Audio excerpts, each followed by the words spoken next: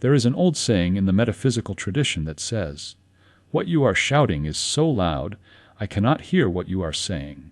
This is the tragedy of the human condition when it comes to the matter of money, supply, and financial freedom.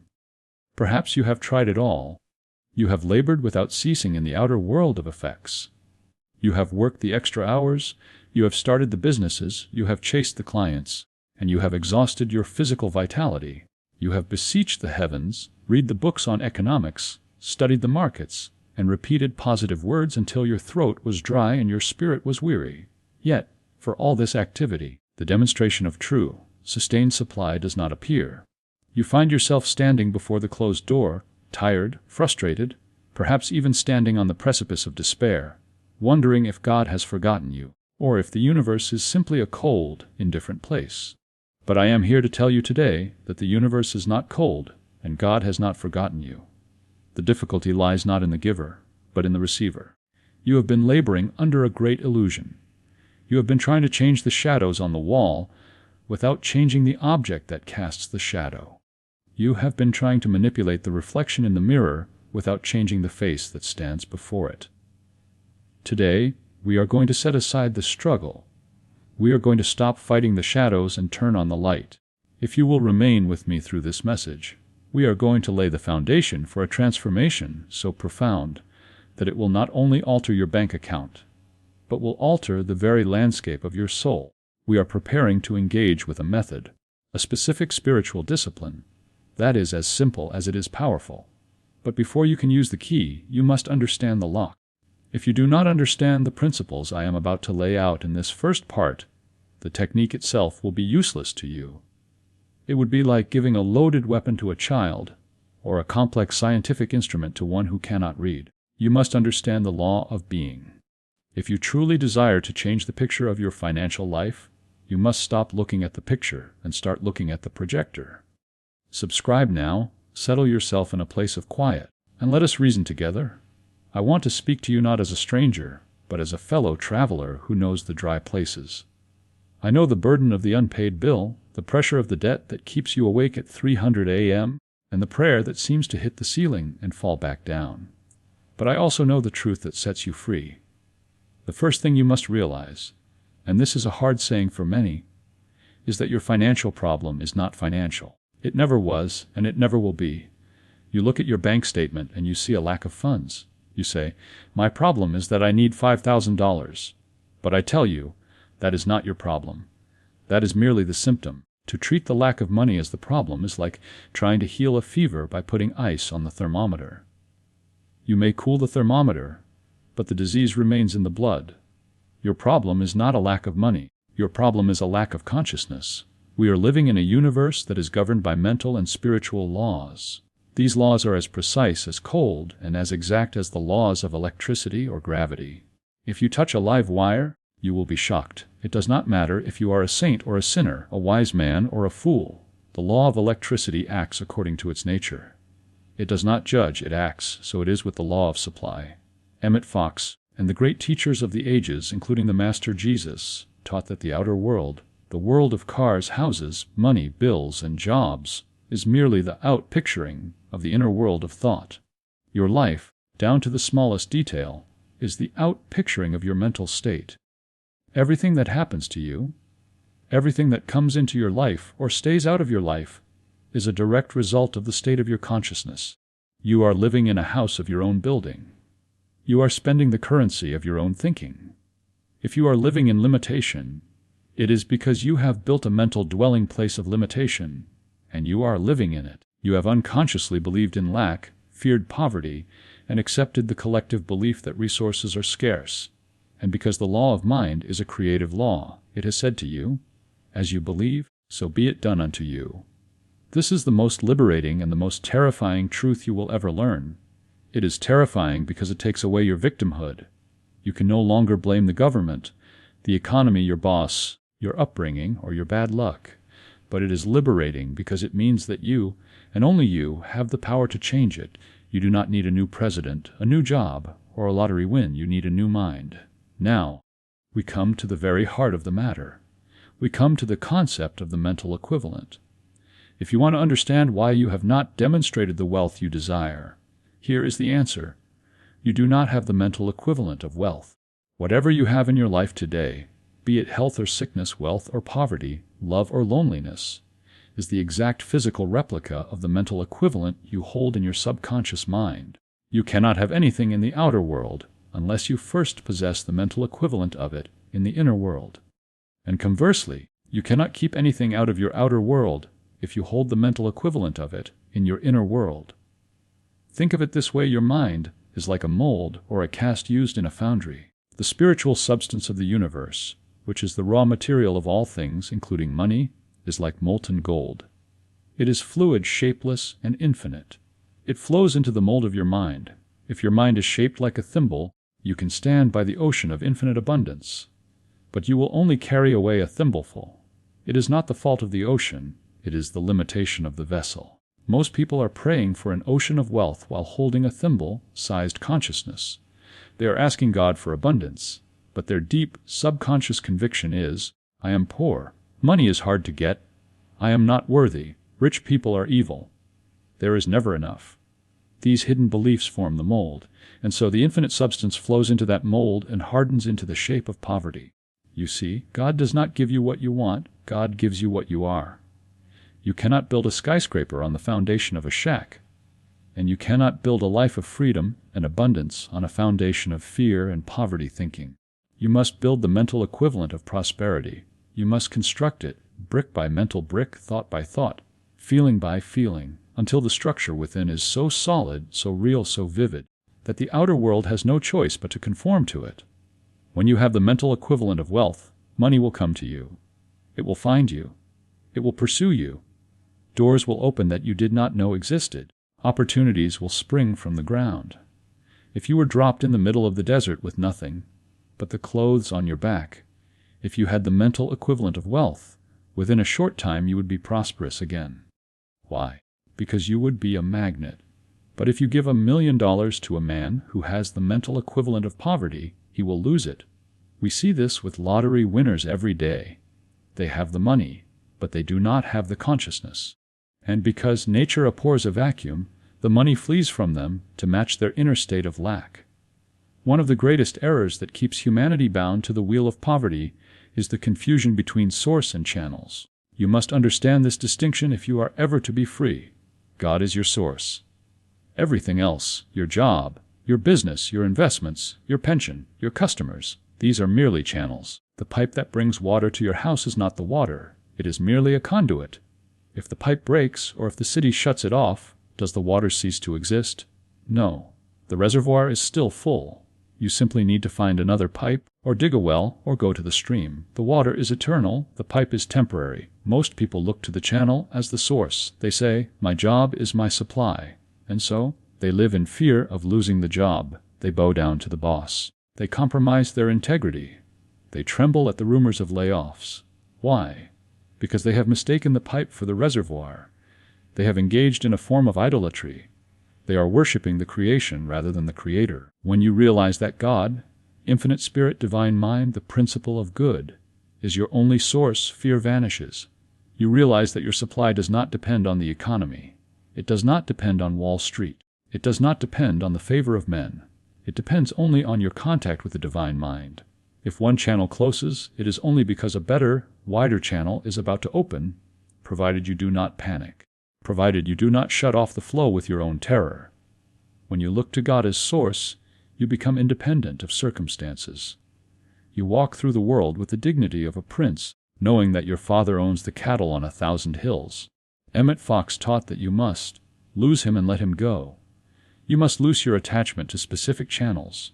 You must stop outlining how the money must come. When you pray, Lord, let me win the lottery, you are dictating to infinite intelligence. You are telling the universe that this is the only channel you will accept. That is arrogance, and it limits the Holy One of Israel. Instead, you must open your mind to the infinite ways of spirit. God has millions of ways to bless you that your little human intellect cannot even conceive of. Why limit him to your paycheck? Why limit him to a specific client? Build the mental equivalent of wealth, and let God decide the delivery method. We must speak now of the great enemy of supply. That enemy is fear. Fear is actually a form of faith. It is faith in evil. It is the conviction that something bad is going to happen. It is strong, emotionalized belief in the power of lack. And because the law of mind is neutral, when you fear poverty, you are actually using the creative power of your mind to create poverty. Job said, "The thing which I greatly feared is come upon me." This is a metaphysical law. When you worry about bills, when you lie awake anticipating disaster, you are visualizing, you are meditating. But you are meditating on the devil. You are creating a mental equivalent of bankruptcy. You are drawing the blueprint of ruin and handing it to the subconscious mind, saying, "Build this." And the subconscious mind, being a faithful servant, builds it. You feel that money slips through your fingers like water. That is because fear has poked holes in your pockets. You are trying to fill a sack that has a hole in the bottom. That hole is your anxiety. You cannot demonstrate supply while you are vibrating with fear.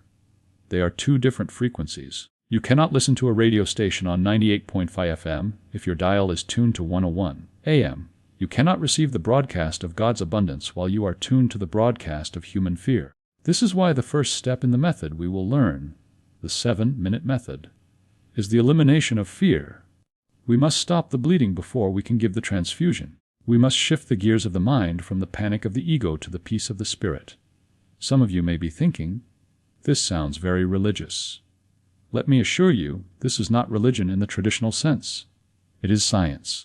It is the science of the soul. Jesus was the greatest scientist who ever lived. He understood the laws of the mind better than any psychologist of the modern era. When he said, "To him that hath shall be given, and he shall have abundance. But from him that hath not shall be taken away even that which he hath," he was stating a law of physics. To him that hath the consciousness of wealth, more wealth shall be given. To him that hath not the consciousness of wealth, even if he has money in his pocket, even what he has shall be taken away. We are dealing with energy. Money is energy. It is a symbol of value, of circulation, of life. Energy must flow. When you are tight-stung, afraid to spend, afraid to give, holding on to every penny with a death grip, you are stopping the flow. You are damming up the river, and a dammed river eventually becomes a stagnant swamp. The method we are approaching is a method of unblocking the river. It is a method of aligning your personal vibration with the vibration of opulence. There is no lack in nature. Look at the trees. Look at the grass. Look at the abundance of the stars. Nature is lavish, wasteful, extravagant. God does not know how to be stingy. The only place where lack exists is in the human mind. You are the only creature in the universe that worries about its next meal. The birds do not worry, and yet your heavenly Father feeds them. Are you not much better than they? So, where does this leave us? It brings us to the threshold of action. We have established that the outer world is a shadow. We have established that you must build a mental equivalent. We have established that God is the source, not the job. We have established that fear is the blockage. Now, we must ask how. How does one practically, systematically, and scientifically change the subconscious mind? How does one erase the grooves of 40 years of poverty thinking and replace them with the grooves of prosperity? It cannot be done by mere willpower. You cannot force yourself to be rich. You cannot grit your teeth and think positive. That leads to mental exhaustion. It must be done by a specific discipline. It must be done by dipping into the divine mind. Imagine a dirty sponge. If you want to clean it, you do not scrub it with a dry brush. You immerse it in clean water, you squeeze the old, dirty water out, and you let the fresh, clean water rush in. You do this again and again and again. Eventually, the sponge is clean. Your mind is that sponge. It is saturated with the dirty water of the world's beliefs in recession, inflation, debt, and struggle. The 7-minute method is the process of immersing that sponge into the ocean of divine mind. It is the process of squeezing out the fear and letting the truth rush in. But it requires consistency. It requires a decision. There is an intelligence that knows what you need. It is closer to you than your own breathing. It is nearer than your hands and feet. It is not far away in the sky. It is within you. The kingdom of God is within you, and it is the Father's good pleasure to give you the kingdom. But you must claim it, you must accept it, and you must prepare the room for it. In the next part of this series, I am going to hand you the key. I am going to walk you through, minute by minute, the specific 7-minute routine that has transformed the lives of thousands. This is a practice. It is the balance between action and silence. It uses the three levers of the mind: attention, faith, and repetition. But before you click to the next video, I want you to make a decision. I want you to decide right now that you are done with the old way. You are done with the struggle. You are done with the begging. You are done with the sleepless nights. Decide now that you are willing to conduct an experiment. You are not risking money. You are not risking your safety. You are only risking your pride and your old habits. Are you willing to set aside 7 minutes a day? Less time than you spend drinking your coffee. Less time than you spend scrolling through social media to contact the power that created the galaxies. If you are, then you are ready for the next step. You have the understanding. You know the law. Now, you must apply it. Remember this as we close this chapter. There is no difficulty that enough love will not conquer. There is no disease that enough love will not heal. No door that enough love will not open. And there is no wallet so empty that enough love, divine love, realized in the silence of your soul, cannot fill it to overflowing. The table is set. The feast is prepared. The mental equivalent is waiting to be built. Welcome back to the workshop of the soul.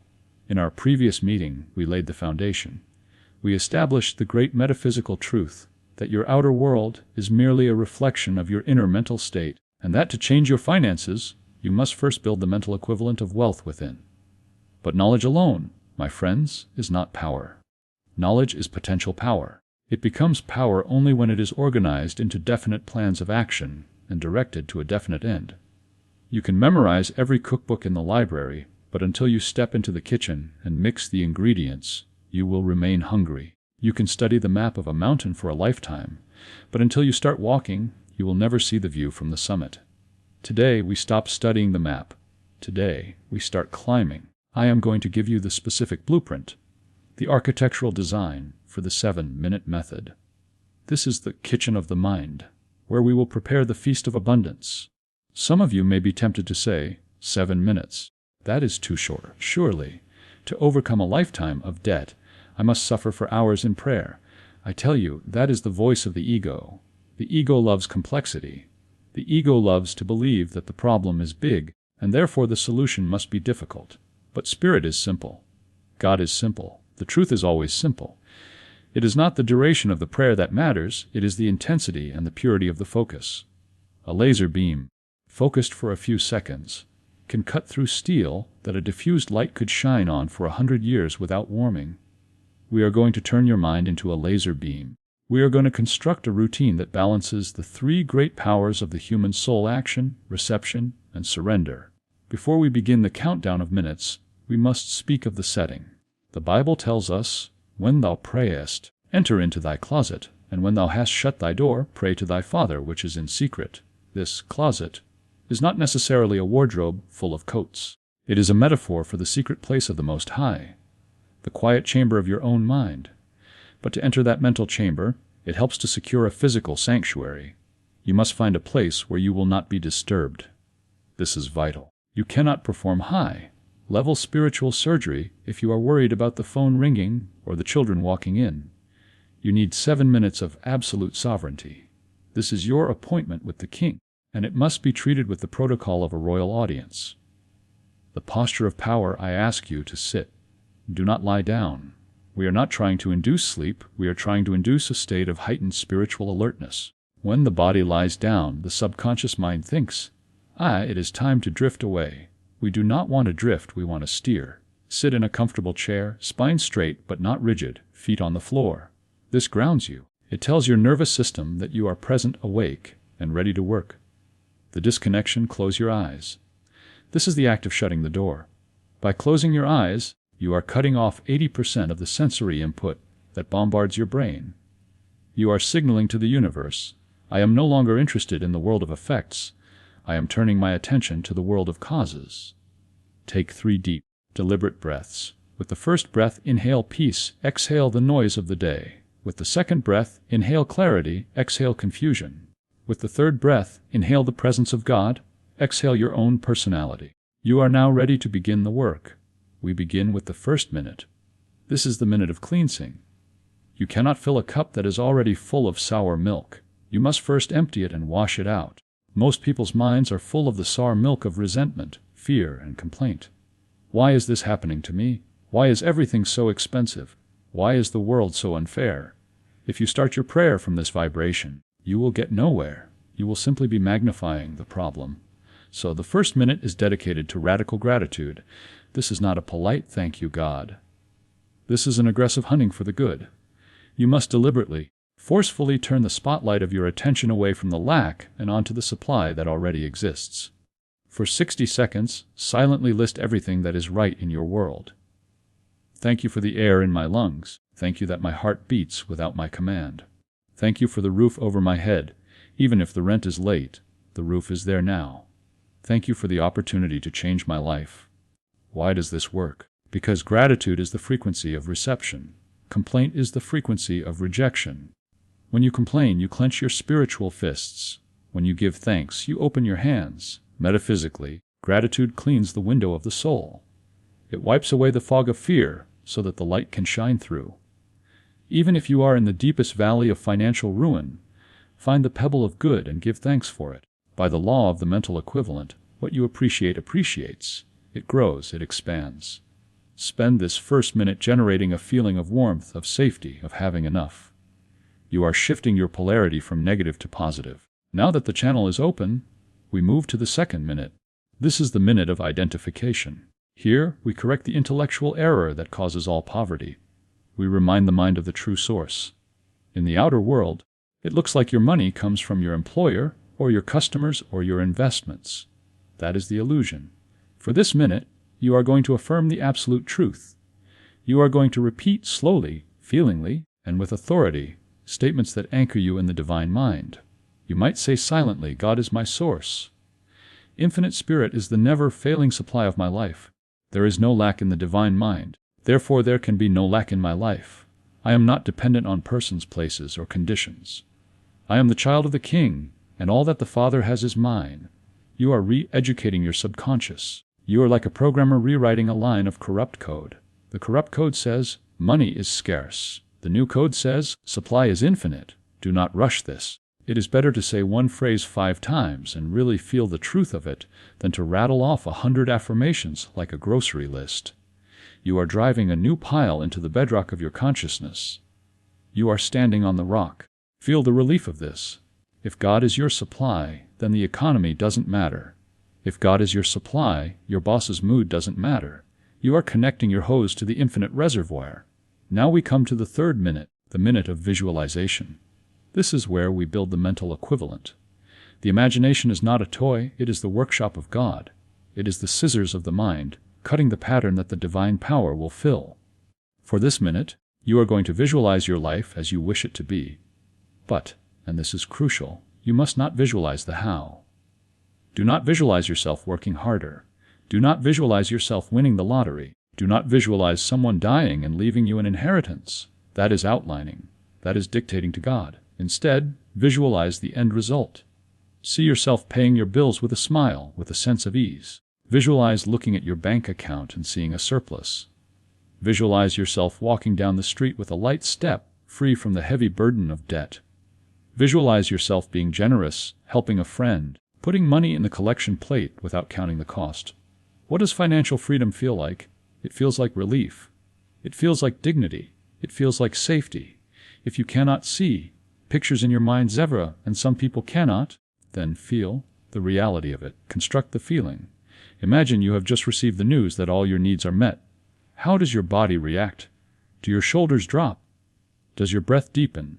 Does a smile touch your lips? Hold that feeling. Bathe in it. You are stamping the wax of the universal substance with your seal. You are saying to the universal mind, this is what I choose. This is who I am. The fourth minute is the minute of the word. The Bible says, Thou shalt decree a thing, and it shall be established unto thee. The spoken word, whether spoken aloud or clearly in the mind, has a vibratory power. It is the command of the captain to the crew of the ship. In the previous minutes we felt and visualized. Now we claim. Choose a short, powerful affirmation. Do not make it long. It should be rhythmic, something the mind can grab hold of. Examples: divine love creates my wealth. I have a large, steady, dependable, permanent financial income now. Money flows to me in avalanches of abundance. I am a center of divine operation. and God is circulating wealth through me. Repeat this phrase for 60 seconds. But listen to me carefully. Do not repeat it like a parrot. Do not repeat it with anxiety, hoping that if you say it fast enough, it will work. That is vain repetition, and the heathen do that. Say it with the authority of a judge reading a verdict. Say it with the calm confidence of a mother telling a child that everything is all right. You are not trying to make it true. You are stating that it is true in the realm of spirit. You are bringing the truth from the fourth dimension into the third dimension. Now we reach the most important, yet most difficult minute for the Western mind. The fifth minute is the minute of silence. For the first 4 minutes you have been active. You have been thinking, thanking, visualizing, and decreeing. You have been talking to God. Now, you must let God talk to you. Be still and know that I am God. Stop the affirmations. Stop the picture. Stop the gratitude. Just stop. Let the mind become a flat, still pool of water. In this silence, the click happens. In this silence, the seed you have planted during the first 4 minutes is pressed down into the soil of the subconscious. If you keep digging, you disturb the seed. Silence covers the seed. It is in this silence that you might get a nudge, a sudden idea. Call this person, go to this place, or write this letter. Or you might simply feel a wave of peace. If your mind wanders, and it will, gently bring it back to the center. Do not fight the thoughts. Just let them float by like clouds and return to the stillness. You are resting in the everlasting arms. You are acknowledging that the power is not in your effort, but in the spirit that works through you. This minute is the act of receiving. We move to the 6th minute. The minute of release. This is where the magic happens, or where the process is ruined. You must now perform the act of loosing it and letting it go. You have planted the seed. Now you must take your hands off it. You must surrender the outcome to the wisdom that created the worlds. Say to yourself, I cast this burden upon the Christ within, and I go free. Or, Father, I have made my request. I know you have heard me. I trust your timing. It is done. This minute is about emotional detachment. You are cutting the cords of worry. As long as you are worrying about whether this will work, you are holding on to the problem. To solve a problem, you must stop owning it. You must give it to God. Imagine you have a heavy suitcase labeled financial stress. In this 6th minute, imagine yourself setting that suitcase down at the feet of the divine. You stand up, lighter, freer. You walk away from it. You do not pick it back up. If you can achieve a sense of, it is finished, in this minute your demonstration is assured. It is the feeling of the heavy load sliding off your back. Finally, we arrive at the 7th minute. This is the minute of protection, or what I call the watchman at the gate. You are about to open your eyes and step back into the world of bills, news, and negativity. You need to put on your spiritual armor. You need to set your intention for the next 24 hours. Spend this last minute making a promise to yourself, a covenant. For this day I promise to watch my thoughts. If a thought of lack comes, I will say no to it and replace it with the thought of God's abundance. I will walk today as a wealthy person. I will smile. I will be kind. I will not discuss my lack with anyone. I will keep the high watch. You are setting the tone for the day. You are deciding in advance how you will react to the world. You are deciding that you will not undo the work of the last 6 minutes by complaining over breakfast. You are sealing the practice. You are closing the circle. Now open your eyes. Do not jump up immediately. Do not grab your phone and check your balance. Sit for a moment, stretch.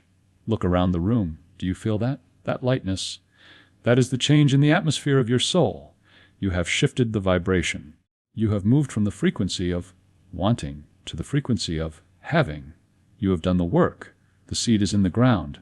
The soil of the divine mind is now working on it 24 hours a day while you go about your business. It is precise. It is logical. It is scientific. It covers every aspect of the creative process: cleansing, identifying, visualizing, claiming, receiving, releasing, and protecting.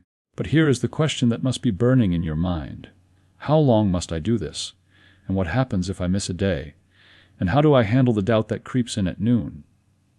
That, my friends, is the subject of our final instruction. The method is the engine, but consistency is the fuel. Join me in the final part of this series, where we will discuss the time of gestation and how to ensure that your harvest comes in a flood of plenty.